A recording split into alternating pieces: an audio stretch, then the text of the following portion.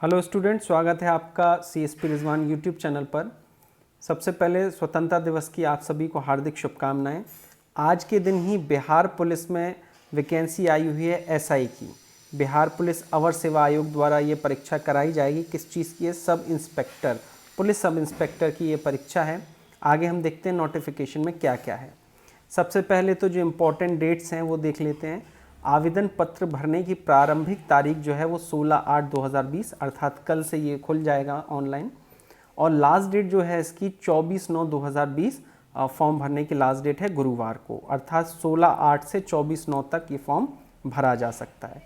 पदों की बात करें तो पुलिस सब इंस्पेक्टर में है 1998 पद हैं और परिचारी सार्जेंट में है 215। आपसे प्रेफरेंस मांगी जाएगी तो मेरी सलाह ये है कि सबसे पहले आप पुलिस सब इंस्पेक्टर का प्रेफरेंस दें और उसके बाद सार्जेंट का।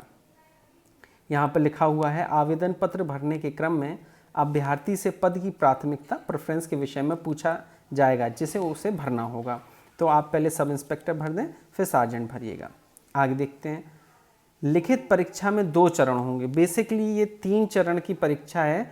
2 चरण तो एग्जाम के होंगे। लिखित परीक्षा के 2 चरण होंगे +1 एक होगा आपका फिजिकल, जो कि हर पुलिस के एग्जामिनेशन में होता है। तो लिखित परीक्षा में 2 चरण होंगे, प्रारंभिक एवं मुख्य परीक्षा। एक होगी प्री और एक होगा आपका मेंस। लिखित परीक्षा के सभी पत्र बहुविकल्पीय प्रश्नों पर आधारित होंगे, मतलब MCQ होंगे सारे के सारे, चाहे वो प्री हो चाहे मेंस हो। अब बात करते हैं हम प्रारंभिक परीक्षा की।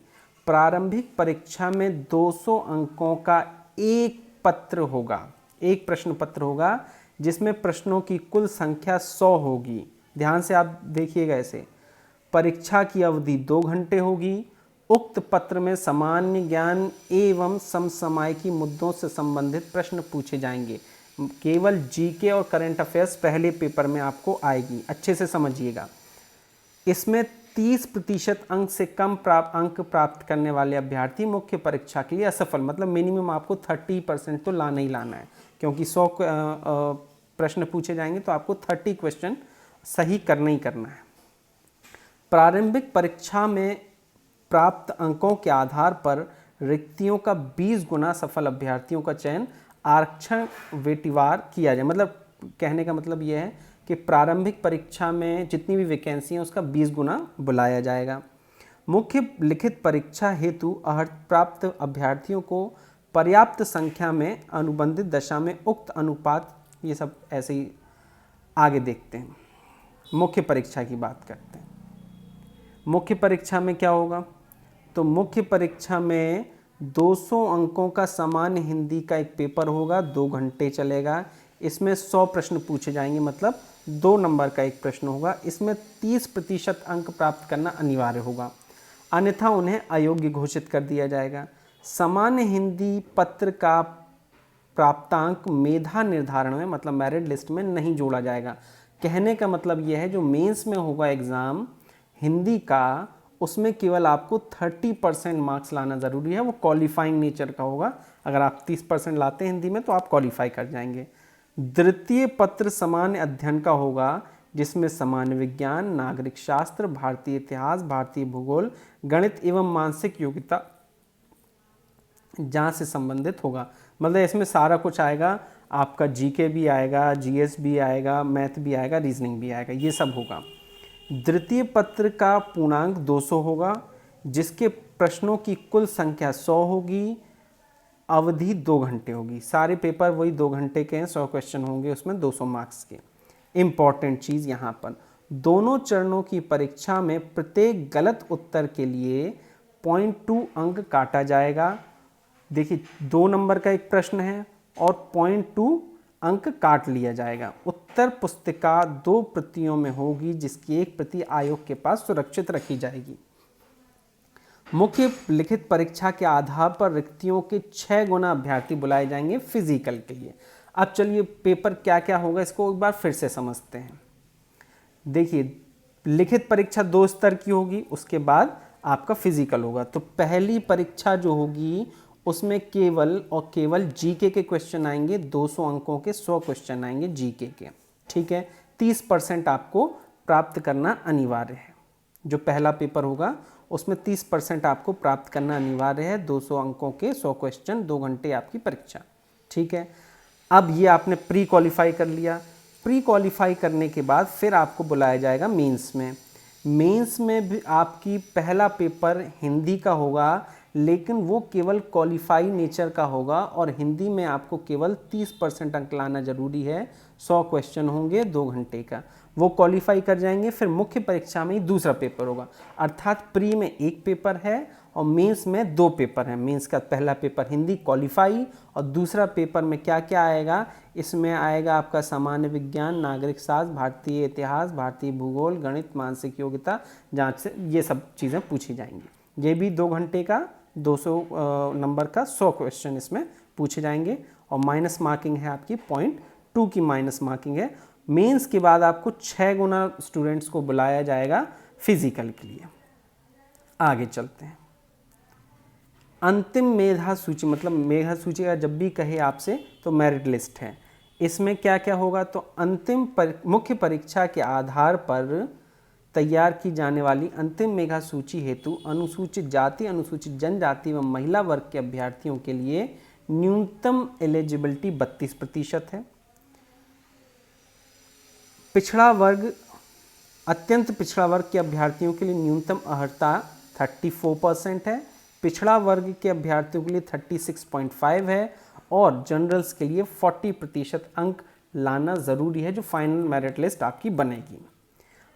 शैक्षणिक योग्यता क्या है, बहुत से स्टूडेंट कमेंट में पूछते हैं कि किस दिन से, तो ये यहाँ क्लियर कर दिया है 1/8/2020। अभ्यर्थियों का दिनांक 1/8/2020 अथवा उससे पूर्व किसी मान्यता प्राप्त विश्वविद्यालय से स्नातक परीक्षा या राज्य स्तर द्वारा मान्यता प्राप्त उसके समकक्ष परीक्षा उत्तीर्ण होना चाहिए, मतलब आपको ग्रेजुएशन होना चाहिए। बहुत अच्छे से इसको समझ लें।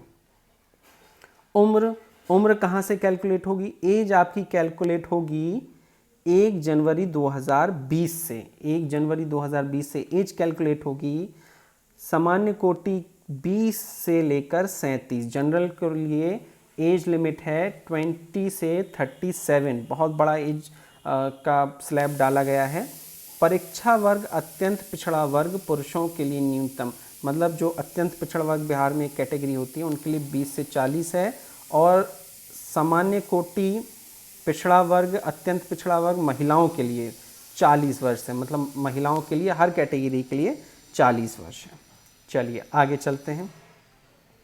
ऊंचाई, अब फिजिकल की बात करते हैं तो ऊंचाई जो है वो कैंडिडेट की होनी चाहिए सामान्य वर्ग पिछड़ा वर्ग के पुरुषों के लिए 165 सेंटीमीटर, अत्यंत पिछड़ा वर्ग अनुसूचित जाति अनुसूचित जनजाति के पुरुषों के लिए न्यूनतम 160 सेंटीमीटर, सभी वर्गों की महिलाओं के लिए 155 सेंटीमीटर और न्यूनतम वजन महिलाओं का 48 किलोग्राम होना चाहिए 48 kg। सीना कितना मांगा गया है, तो सीने का फुलाव मांगा गया है पुरुषों के लिए बिना फुलाए 81 सेंटीमीटर और फुलाकर 86 सेंटीमीटर।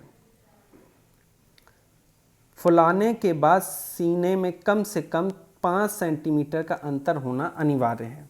ठीक है, अब ये अनुसूचित जनजाति वगैरह के लिए है। आगे चलते हैं। शारीरिक दक्षता परीक्षा, रनिंग क्या है, दौड़ है। 1 मील मतलब 1.6 किलोमीटर के आसपास ये होता है। 1 मील आपको करना है 6 मिनट 30 सेकेंड में। इससे अधिक समय लेने वाले अभ्यर्थियों को असफल, मतलब 6.5 मिनट में आपको लगभग 1.6 किलोमीटर करना है रनिंग। महिलाओं को 6 मिनट में करना है 1 किलोमीटर। अब इसको यहीं 1.5 किलोमीटर ही कर देते हैं, इन्होंने 1 मील लिख दिया है और यहाँ 1 किलोमीटर लिखा है। खैर आयोग ने जो भी किया सही किया है। ऊंची कूद, पुरुषों के लिए ऊंची कूद है 3 फुट, महिलाओं के लिए, पुरुषों के लिए है 4 फुट, महिलाओं के लिए है 3 फुट। लंबी कूद पुरुषों के लिए 12 फुट और महिलाओं के लिए है 9 फुट। गोला फेंक, पुरुषों के लिए 16 पाउंड का गोला न्यूनतम 16 फीट फेंकना होगा, 16 फुट फेंकना होगा 16 पाउंड का गोला। महिलाओं के लिए 12 पाउंड का गोला न्यूनतम 10 फुट फेंकना होगा। तो ये आपको फिजिकल उम्मीद करते हैं समझ में आ गया होगा। रनिंग है 1.5 किलोमीटर 1.6 किलोमीटर की लड़कों के लिए 6.5 मिनट में, लड़कियों के लिए 1 किलोमीटर की 6 मिनट में। ऊंची कूद ये सब आपने देख लिया होगा। नोटिफिकेशन हम इसमें डाल देंगे, जो इसका डिस्क्रिप्शन है वीडियो का उसमें नोटिफिकेशन और फॉर्म का लिंक हम डाल देंगे, तो उसमें आप लोग सारा ये कुछ देख लीजिएगा। इसके बाद आगे चलते हैं। ये तो सब आयु सीमा छूट, ये हम पहले भी बात कर चुके हैं।